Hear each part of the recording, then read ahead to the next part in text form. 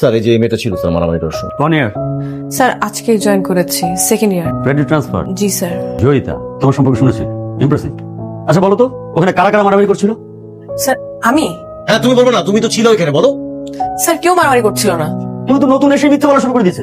Sir আমি বলি, ওইখানে কেউই মারামারি করছিল না, একজন মারছিল আর সবাই মার খাচ্ছিল। মারছে কে? মারছিল বলো, কে মারছে? স্যার উনি। মা, মেয়েটা না তোর সাথে খুব বাড়াবাড়ি করতেছে, তোর একটা কিছু করা উচিত। তোরে মাইরা আমি বর্তা বানা ফেলাম। তুই ওরে উস্কানি দেশ কি জন্য?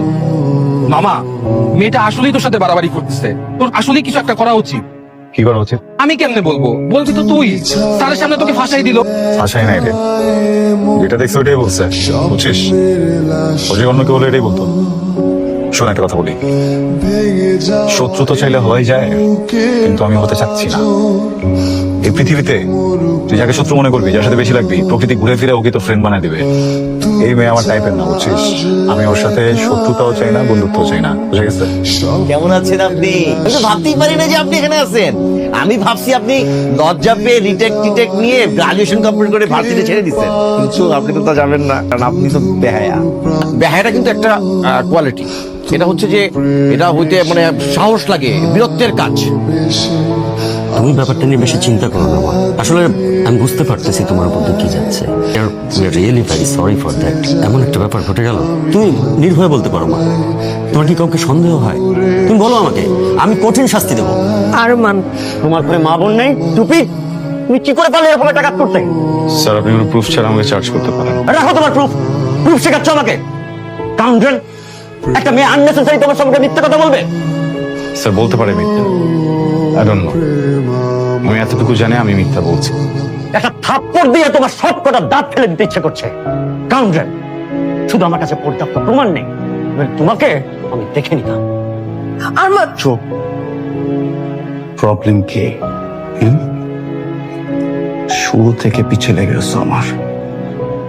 আজকে যেটা করছো এটার জন্য কখনো মাফ করবো না। খুব সাবধানে থেকো, যে কোনো সময় উল্টা পাল্টা যে কোনো কিছু হয়ে যাবে। আমার প্রবলেম সেটা না যে ওকে কি করতে হবে কি করতে হবে না। আমার অবাক লাগে একটা ছেলে এত নোংরা কিভাবে হইতে পারে, তারপর ওনাকে একটি স্টুডেন্ট। আমি কালই তোর ইউনিভার্সিটিতে যাব, ওকে কোর্সে একটা চড় মারবো। তোমার যেতে হবে না, প্রিন্সিপাল বলছে, প্রিন্সিপাল দেখবে। রাখ তো প্রিন্সিপাল। আমি দেওয়ানে বলেছিলাম যে আমি ইউনিভার্সিটিতে যে ওই ছেলের সাথে কথা বলি, তুই আমাকে যেতে দিসনি। ও জানে কোন মেয়ের সাথে বিয়াদবি করছে। আমি এসব কারণে বাসা ছাড়ছি। বাবা ভাইয়া সবাই মারামারি কাটাকাটি। যদি বলো তাহলে আমি এখনই বাসা থেকে চলে যাব। আরমান, আমি জানি এটা তুমি, প্লিজ আমাকে যেতে দাও। দেখো ভার্সিটিতে যা হইছে হইছে, কিন্তু এটা কিন্তু বেশি হয়ে যাচ্ছে। দেখো আমার বাসা যেন অনেক সমস্যা হবে। প্লিজ আরমান আমাকে যেতে দাও। আরমান আমাকে প্লিজ যেতে দাও। তুমি একটা জানোয়ার, একটা অমানুষের বাচ্চা। একটা মেয়েকে কিভাবে ট্রিট করতে হয় তুমি জানো না? এমন কেন করতেছো তুমি আমার সাথে? আমি কি করতে তোমার?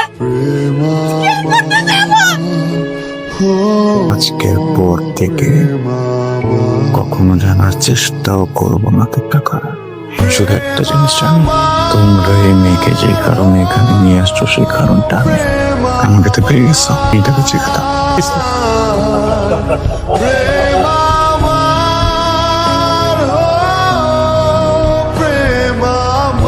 চাপার সাথে আমার কথা হয়েছে, জাতীয় গাড়িতে। ভাইয়া তুমি বুঝতেছো না, ও কিছু করে নাই ভাইয়া, ও ভালো একটা ছেলে, প্লিজ ভাইয়া। যা বলছে তাই কর। ভাইয়া ওকে আমি ভালোবাসি। কৃষ্ণ